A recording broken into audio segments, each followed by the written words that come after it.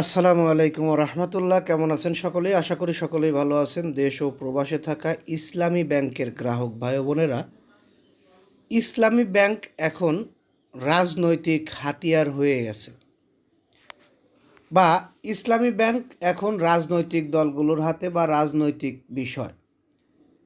ঠিক এইভাবেই বাংলাদেশ ব্যাংকের গভর্নর জানিয়েছে। তবে গভর্নর আরেকটি বিষয় উল্লেখ করেছে, যেহেতু এটি আর্থিক খাতের একটি বড় চ্যালেঞ্জ, অতি দ্রুতই এটি সমাধান করা হবে। আপনারা চাইলে দৈনিক ইত্তেফাকের এই নিউজটি দেখতে পারেন। আমি সেখান থেকে নিউজটি করছি না, সেখান থেকে নিউজটি দেখে এসেছি। বিবিসি থেকে নিউজটি করছি আমি। বিবিসি বাংলায় বলা হয়েছে, ইসলামী ব্যাংক নিয়ে রাজনৈতিক ইন্ধনের অভিযোগ সহ সামনে আসছে যেসব বিষয়। আসলে বাংলাদেশের ব্যাংক খাতে রাজনৈতিক বিষয় না আনলে হয়তো আর্থিক খাত সচ্ছলভাবে চলত। এরকম অভিমত রয়েছে অনেক ব্যক্তির, যারা ব্যাংক সম্পর্কে ভালো বোঝে।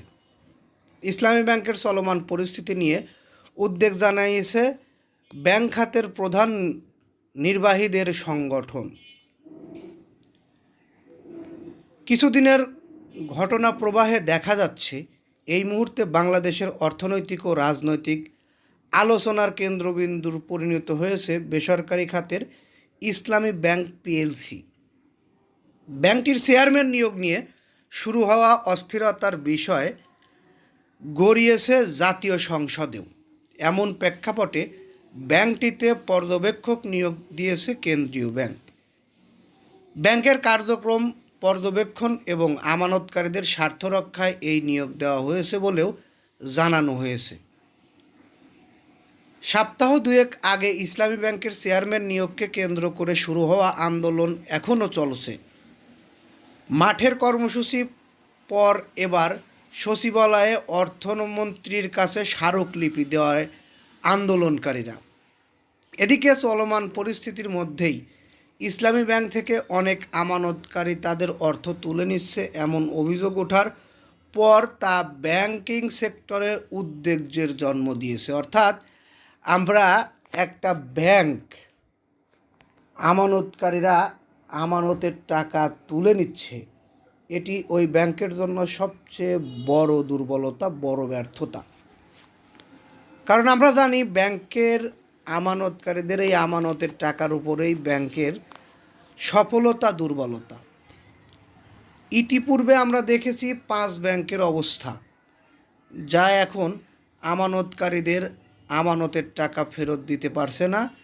এ কারণে আমানতকারীদের মধ্যে একটি ভয় রয়েছে, হয়তো সেই কারণেই ইসলামী ব্যাংক থেকে ওই ভয়েই দ্রুত সময়ে আমানতকারীরা আমানতের টাকা তুলে নিতে চাচ্ছে। কিন্তু মূলত এই ব্যাংকের এই সমস্যার সমাধান দ্রুত না আসলে হয়তো ইসলামী ব্যাংকও আমাদের দেশের দুর্বল ব্যাংকের মধ্যে একটি হয়ে যাবে।